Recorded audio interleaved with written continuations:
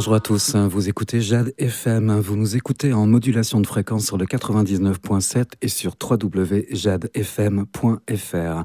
Jim à l'antenne pour les rencontres de Jade, je rencontre 3 invités en plateau aujourd'hui. J'ai le plaisir d'accueillir Daniel, bonjour. Bonjour. Vous êtes accompagné de Pascal, bonjour. Et de Grégoire, bonjour. Bonjour Jim. Daniel, vous êtes président d'une association qui s'intitule le Cyclopornic Côte de Jade. Vous l'avez déjà deviné, on va beaucoup parler de vélo aujourd'hui. Vous êtes accompagné de Pascal, qui est référente de la commission féminine. On va parler des femmes sur un vélo. Et de Grégoire, qui est membre de votre conseil d'administration. C'est bien ça. C'est une association qui est née en 1978. Je confirme, c'est bien l'année de création de l'association, oui. Ça fera 50 ans dans quelques années. On fera une fête peut-être. Sûrement, non? Certainement. À l'époque, c'est un club qui comportait 20 cyclotouristes. Oui, environ, on n'a pas les chiffres précis, mais on sait que ça a démarré vraiment avec une toute petite quantité d'adhérents. 190 aujourd'hui. Un petit peu plus même, mais j'ai arrêté à 190 ouais, pour l'instant. On arrête de compter à partir de 190. Oui, le but, c'est pas non plus d'être énorme, quoi. Le but, c'est d'être bien, c'est pas d'être énorme. Alors, dans le dossier de presse que Grégoire, vous avez eu la gentillesse de m'adresser, j'ai été très très surpris par plein de choses. Moi, je n'y connais pas grand-chose dans ce qu'on appelle la Petite Reine. Mais j'ai vu que votre club organise des sorties avec différents niveaux. On va en parler un petit peu plus, si vous voulez. On a tout le temps durant cet entretien. 7 niveaux d'allure différents. Oui, 7 niveaux, oui, qui vont d'un niveau, on va dire, sportif, c'est-à-dire, on va ramener ça au nombre en kilomètres-heure, 30 km/h pour le plus sportif. En moyenne. En moyenne, oui, c'est la moyenne. Hein. Et il les réalise. Hein. Puis, on a d'autres groupes, donc 28 km/h, 26 km/h, 23, 20. Et on a également un groupe balade où là, on n'a aucune notion de vitesse. C'est davantage le plaisir, le temps qu'on passe sur le vélo et la douceur de faire une balade. J'ai lu également que, alors, vélo de route, mais également VTT. Oui. Et vélo gravel. Qu'est-ce que le vélo gravel? Je vais tenter d'expliquer. Je me suis dit, est-ce que je regarde sur Internet? Mais non, autant que je pose la question aux membres de votre club. Qu'est-ce que le vélo gravel? Le vélo gravel, c'est une sorte on va dire, d'intermédiaire entre le VTT et le vélo de route, qui permet d'aller dans des chemins, mais sans non plus avoir, les dangers, les parcours un peu particuliers des VTT. Et d'ordinaire, il y a aussi une autre particularité du gravel, c'est que pratiquement on part sans circuit. Enfin, on a un circuit, mais c'est pas très balisé. C'est moins balisé qu'un circuit de VTT, par exemple. C'est un bon compromis entre la route et le VTT. Et c'est un truc qui est sorti, je sais pas, moi, il y a 5, peut-être moins de 10 ans. Oui, une bonne dizaine d'années aux États-Unis, oui. Voilà. D'accord, donc c'est un nouveau type, finalement, de vélo. Et moi, je le vois comme un compromis entre le VTT, qui est parfois avec des terrains très accidentés, et puis la route, où on a c'est vraiment la route goudronnée, quoi. Et donc, ça permet de faire des sentiers, mais sans le côté accidenté, on va dire, du VTT. Question collégiale à vous 3. Je vais commencer par Pascal. Dans toutes ces catégories, vous en avez une de préférence? Alors, à titre personnel, moi, je roule dans un groupe de cyclo vélo de route sur la moyenne à 26 km/h. J'ai commencé à 23. Et j'ai pas quelque chose de prédilection quand on roule vraiment en fonction de ce qui nous intéresse. Il n'y a pas de groupe spécifique féminine, c'est quelque chose que l'on partage avec tous les adhérents du club. Voilà. Très bien. Grégoire? Moi, je fais plus de la route. Honnêtement, je fais un tout petit peu de gravel, mais je suis plus à l'aise sur la route. Daniel? Alors, sans rentrer dans les statistiques, moi, je fais de la route et 80% des licenciés sont inscrits en tant que cyclistes sur route. Et les 20% se répartissent entre les VTTistes et puis le gravel. Le gravel, c'est une activité assez récente, depuis 2 ans chez nous, pas plus. Donc voilà, on fait une sortie tous les lundis après-midi et on est entre 8 et 12. On va rester dans les chiffres, si vous le voulez bien, à un niveau national cette fois-ci. 93% des Français déclarent faire du vélo et savoir faire du vélo, pardon. Et on considère qu'il y aurait un demi-vélo par personne en France. Donc on est vraiment dans des statistiques. Contre 1,3 aux Pays-Bas. 47% des foyers disposent au moins d'un vélo et 8% d'un vélo à assistance électrique. 37% des Français font du vélo au moins une fois par mois, contre 59% en Allemagne. Et c'est une pratique qui est beaucoup plus régulière chez les hommes, 31%, que chez les femmes, 19%. Ça va être une bonne transition, je vais arrêter là pour l'instant pour les chiffres, pour le vélo féminin. Pascal, vous êtes référente de la commission féminine du vélo féminin. Comment est-ce que... Alors, ça consiste en quoi votre poste de cette association? Alors en fait, il faut savoir qu'aujourd'hui dans le club, sur presque 200 adhérents, on a 23 féminines. On trouve que c'est pas beaucoup.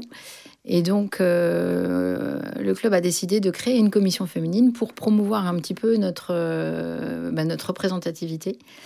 Et donc, on est finalement, sur ces 23 personnes, nous sommes déjà 7 qui faisons partie de la commission pour essayer un petit peu de créer plus de liens entre nous toutes, parce qu'il y en a qui roulent dans le vélo balade, il y en a qui roulent en gravel et d'autres en vélo de route. Donc on se connaît quand on est dans les mêmes groupes ou des groupes approchants, on se connaît un petit peu moins. Donc on veut faire un petit peu de liens entre nous toutes. Voilà. Et notre objectif, c'est d'attirer un peu plus de femmes à cette activité, qui est vraiment une activité, une belle activité de plaisir, de découverte de tout notre environnement. Et accessible, comme vous l'avez dit, au travers de ces chiffres, accessible à tout le monde, puisque la plupart des gens savent faire du vélo. Oui. Est-ce que vos sorties, elles ne sont pas uniquement féminines? Est-ce qu'elles sont mixtes? Elles sont mixtes. En fait, on s'intègre dans le groupe qui nous convient. Si on veut faire 2 heures de balade, on prend le groupe balade. Il n'y a pas de vitesse particulière. Si on souhaite faire un petit peu plus rapide et du vélo de route, et en fonction de son niveau, on va pouvoir choisir le groupe dans lequel on veut rouler. On va rouler... on peut se retrouver seule féminine ou à plusieurs dans un groupe. Très bien. Il y a 3 mots qui ont été, ou qu'on pourrait mettre un peu en exergue concernant votre club. C'est plaisir, convivialité, démystification. Démystification, c'est moi qui ai suggéré ce terme, parce que moi je suis nouveau dans le vélo en fait. Alors je fais du vélo comme tous les Français depuis très longtemps, mais dans ce sport c'est nouveau pour moi, et j'y suis venu avec beaucoup d'interrogations, et c'est une discussion qu'on a eue avec Pascal, parce que je pense que quand on regarde le vélo de l'extérieur, et donc je parle moi en tant que nouveau, mais je peux parler au nom de mon épouse, par exemple, qui hésite à faire du vélo. Parce qu'en fait, c'est quand on voit les gens qui roulent vite quand on les double en voiture, qui roulent vite en peloton, on a l'impression que c'est très compliqué de rentrer dans cette activité, en fait. Et donc moi, je peux le dire pour l'avoir découvert rapidement, enfin, depuis 1 an et demi maintenant. Il faut le démystifier, en fait. Ça fait un peu peur, mais il faut le démystifier. Mais quand on tombe dans un club, quand on a la chance de tomber dans un club comme celui de Pornic, moi, je peux en témoigner. On a été très, très bien accueillis. Et je pense que Pascal aussi me l'a raconté, parce qu'elle est moins nouvelle que moi dans le vélo, mais elle a aussi eu cette expérience. On a un club où voilà, on a la chance d'être accompagné, et bien accompagné pour découvrir cette activité. Ouais. Je peux rebondir sur ce que dit Greg. Effectivement, moi, c'est quelque chose sur lequel je veux insister auprès des personnes qui se posent la question, des femmes qui se posent la question d'intégrer le club. Justement, grâce à ces différents niveaux de pratique, on peut vraiment soit rentrer directement si on a un certain niveau dans le groupe de son choix. On peut démarrer balade et progressivement monter. Et il y a vraiment...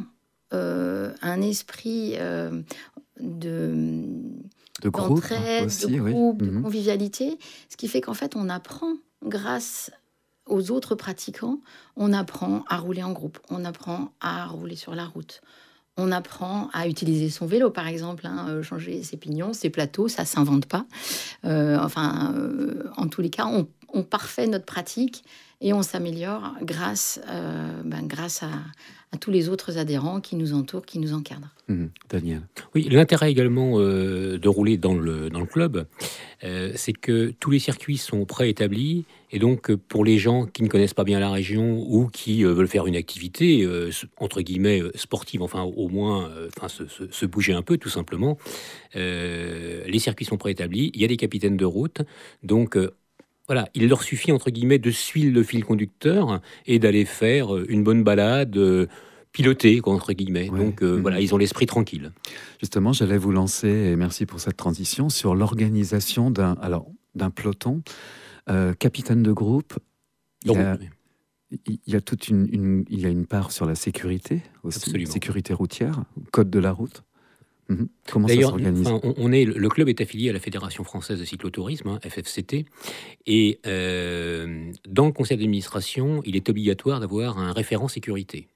Et donc, ce référent sécurité intervient à chaque fois qu'il le faut. D'ailleurs, il doit chaque année établir un document pour la fédération des accidents qui ont été répertoriés dans le club. Et donc, effectivement, on insiste beaucoup sur l'aspect sécuritaire parce que rouler en peloton, effectivement, ça s'apprend. C'est pas inné. Et il faut qu'on fasse très attention et qu'on respecte également le code de la route, comme tout un chacun quand on est sur la route. Alors, vous organisez plusieurs sorties hebdomadaires. Je vois qu'il y a 2 sorties chaque semaine dans chacune des catégories précitées. Un week-end de 4 jours également. Oui. Donc là, c'est du vélo bivouac. Comment ça s'organise ? Ah non, on n'est pas encore au bivouac quand même. On réserve des hôtels ou des auberges de jeunesse, mais bon, on ne fait pas le toile de tente. Donc effectivement, c'est un week-end de 4 jours. Cette année, c'est destination Vendée. Donc une année, c'est un tour, donc tour des Pays de la Loire ou tour de Vendée. Et une année, c'est un départ déporté. Donc l'année passée, on a fait la Suisse normande. D'accord. Je vois qu'il y a également un voyage itinérant et cette année, destination Oménia, qui est la dernière ville en date à être jumelée avec Pornic. Ouais, la signature a eu lieu, je crois d'ailleurs, de mémoire en octobre dernier. Et voilà, donc le club a surgi l'idée de faire un voyage à Oménia. Donc il y a une dizaine de cyclistes qui vont partir de Pornic à Oménia en traversant les Alpes. Traverser les Alpes, ouais. Donc là, c'est le gros morceau. Ah bah oui, il faut qu'ils soient entraînés, il faut qu'ils aient une forme physique correcte. Vous établissez des parcours, donc, qui sont cartographiés quasiment. C'est le capitaine de route, dans ces cas-là, qui lead le groupe. Oui, alors c'est le capitaine de route qui guide. Ensuite, pour établir le trajet, on a un spécialiste ou 2 spécialistes, voire 3 dans le club qui établissent les parcours pour trouver les meilleures routes, pas trop encombrées par les voitures, principalement, pour qu'on soit quand même plus tranquille pour rouler. Et c'est transféré ensuite dans des fichiers spécifiques qui s'appellent des GPX, désolé d'être un peu technique. Et ensuite, on a ça sur nos GPS et il nous suffit de suivre le parcours. Alors ça, c'était justement ma question suivante. Vous devriez faire journaliste. Je vois de plus en plus des cyclistes équipés d'un GPS. C'est de plus en plus courant ? Oui, c'est devenu aujourd'hui un des outils indispensables du cycliste, même du cycliste, du randonneur, des gens qui courent. C'est pratique déjà pour pas se perdre. C'est devenu un petit peu habituel. Et puis pour les performances, honnêtement, on aime tous regarder ce qu'on a fait, à quelle vitesse on a roulé, quel temps il faisait. On est tous un petit peu demandeurs de ça. Je tiens quand même à souligner qu'on n'a pas besoin d'avoir un GPS pour pouvoir faire du vélo, parce que l'avantage de nos groupes, c'est que justement, on est en groupe. Il y a le capitaine de route plus des personnes qui sont équipées, et si on n'est pas équipé, ça ne nous empêche absolument pas de pratiquer. C'est pas un impératif. Alors, il y a également tout un aspect technique. Pour ça, vous êtes aidé également. Je vois que vous avez des partenaires, Super U, Crédit Mutuel, Decathlon, voilà, pour ne pas les citer, mais c'est fait. L'aspect technique du vélo, vous parliez tout à l'heure, Pascal, de l'entraide qu'il y a entre les membres, qu'on apprend avec les autres. On apprend également toute la technicité autour de l'engin. Tout à fait. Déjà, on a une première approche pour... je pense que tout le monde sait un petit peu utiliser au moins les pignons à l'arrière. Après, les plateaux, c'est quand on a un vélo qui est un petit peu plus équipé. On fait au sein du club des ateliers vélo pour pouvoir savoir changer une roue quand on a crevé, pour pouvoir nettoyer. Là, on a prévu avec les féminines de faire un atelier spécifique cette année sur l'entretien et le nettoyage de son vélo. Donc, on laisse pas non plus les uns et les autres perdus tout seuls avec son vélo. Voilà, on s'entraîne. Ça veut dire également que dans votre club, un néophyte qui sait faire du vélo, mais qui a envie d'en faire peut-être un petit peu plus ou d'une manière un petit peu plus encadrée, il trouve tous les conseils dont il a besoin. Tout à fait. On a des gens et des relais, que ce soit parmi les adhérents, pour nous aider. Et puis, on a également 3 personnes qui font partie de l'outil en main, L'outil en main, ouais. Voilà. Et qui sont nos spécialistes lorsque nous faisons des ateliers. Exactement. L'intérêt du club aussi, c'est que les gens viennent de multi-horizons. Donc, on trouve forcément, à un moment donné, la réponse à un problème que l'on rencontre. Et il y a toujours un spécialiste qui viendra nous aider, soit pour dépanner, soit pour donner une information. On parlait de GPS sur le GPS, etc. etc. Voilà, c'est tout l'intérêt du club. Très bien. Pour conclure sur cet entretien, les chiffres que je citais tout à l'heure viennent de Vie Publique, qui est un organe de presse gouvernemental. Dernier chiffre, la région des Pays de la Loire est celle qui compte le plus de cyclistes réguliers, 31%, même si la part de cyclistes varie assez peu d'une région à une autre. Qu'est-ce qu'on pourrait rajouter ? Venez faire du vélo avec nous. Et puis, je pense qu'on venait aussi pour faire un petit peu d'appel aux dames, à nous rejoindre, parce que je pense que, et encore une fois, j'insiste sur le mot démystifier. Moi, c'est un mot qui me va bien, et je crois qu'il y a une certaine appréhension parfois, mais il faut pas. En fait, on prend beaucoup de plaisir.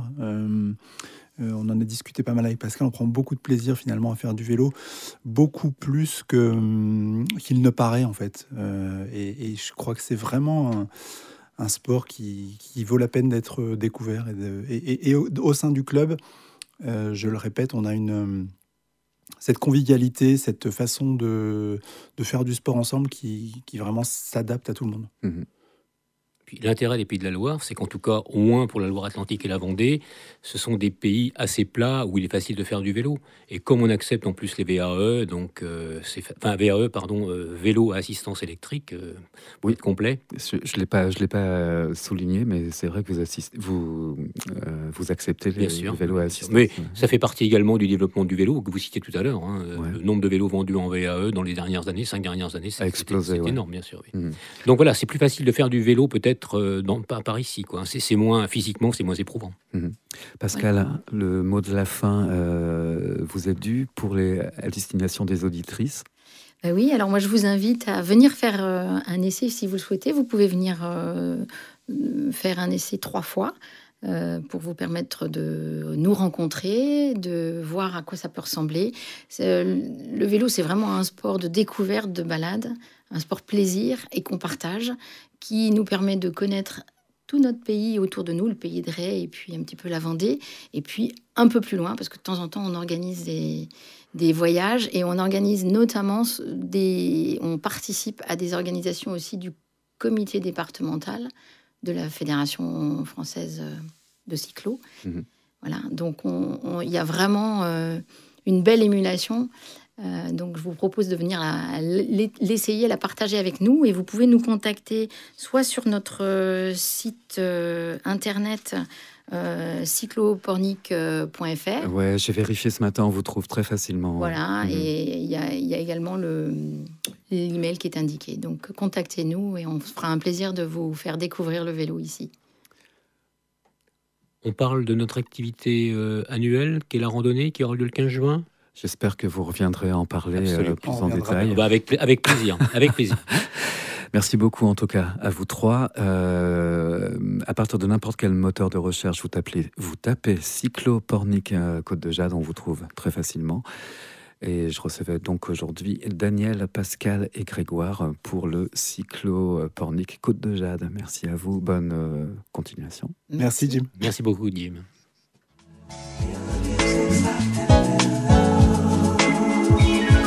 Jade Rencontre, c'est tous les jours à 13h et 19h.